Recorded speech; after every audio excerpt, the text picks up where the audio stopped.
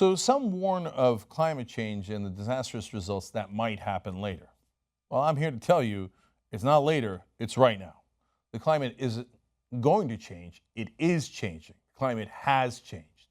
Let me show you a graph of temperature throughout the decades. So you see that graph starts in 1880 and goes up to the present. Oh, it looks like it might be going up, and by a lot.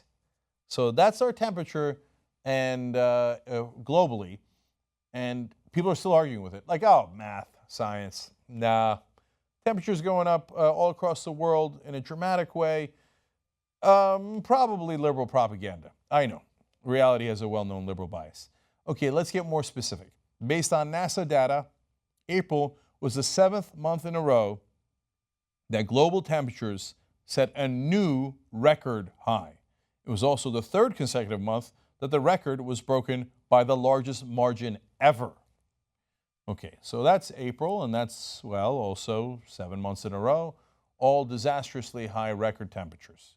Gavin Schmidt, director of NASA's Goddard Institute for Space Studies, said there is a greater than 99% chance that 2016 will be the hottest year ever recorded.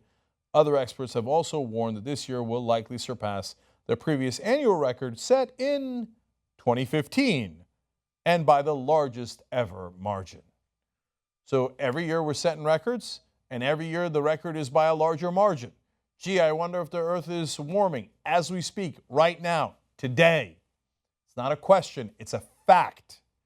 Any politician that tells you otherwise not only is a liar, but knows that they are lying. It's not like they haven't been presented with this evidence. They know, and they go, well, that's your evidence. On the other hand, the evidence on the other side is a big fat check from oil and gas companies. Well, that check tells me that climate change isn't happening. Okay.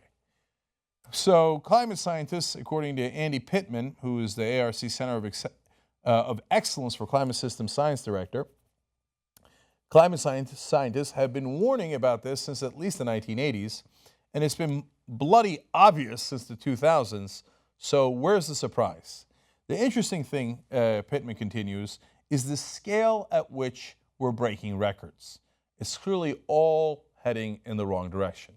And by the way, let me criticize myself here. Jesus, if you can, go back to graphic 15 for me, okay?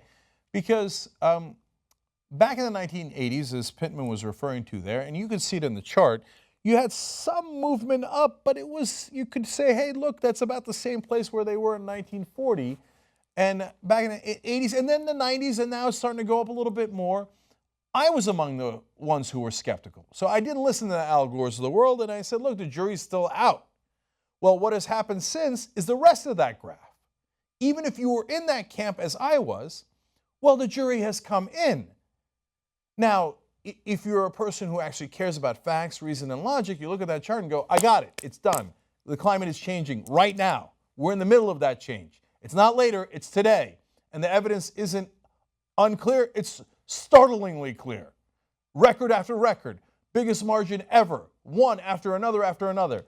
Almost all the world's scientists say, yes, climate change is happening right now. Yes, it's man-made. The jury is in. The only people who aren't listening to that jury are the ones who are bought not to listen to that jury. And by the way, is it going to have consequences later? No, it's going to have consequences right now, and let me tell you about that. From a different story now, natural disasters now affect over 170 million people every year, up from 60 million just 3 decades ago. The total cost of destructive storms, floods, and droughts has jumped from $14 billion to $40 billion annually. Now, give full context there, there's more people in the world than there was 3 decades ago, and even if you had a storm as large today, it might affect more property and has cost more money overall, right?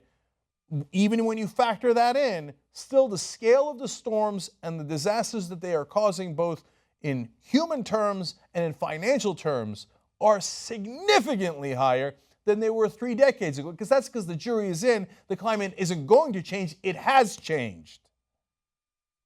And the people who recognize this, by the way, are the insurance industries that are now turning to the government and going, look, my business is based on this. And I think that my rates would be astronomical if I actually figured in the real cost of the storms that are not only coming, but that are already here. I need the government to help me because I can't pay for all this disaster. The U.S. militaries across the world, getting ready for the consequences of this climate change.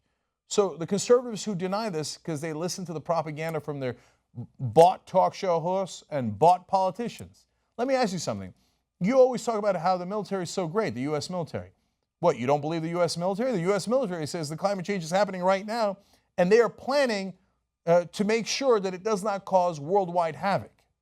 They're not doing that for their health. They're doing it because we're in the middle of climate change. If we don't do something about it soon, we're literally in for a world of trouble. The only people who are against it are the ones that are making all the profits from putting all that carbon in the air. Isn't it interesting that we bear all the costs, but they get all the profits? This is the crony capitalism we have today in America, where you privatize the gains, but you socialize the losses. So, record-breaking profits for the oil companies. They're all in the top 10 most profitable companies in the world, but record-breaking heat and storms for the rest of us. So the profits they make, they take home, but the costs are for all of us to bear. Does that sound fair to you?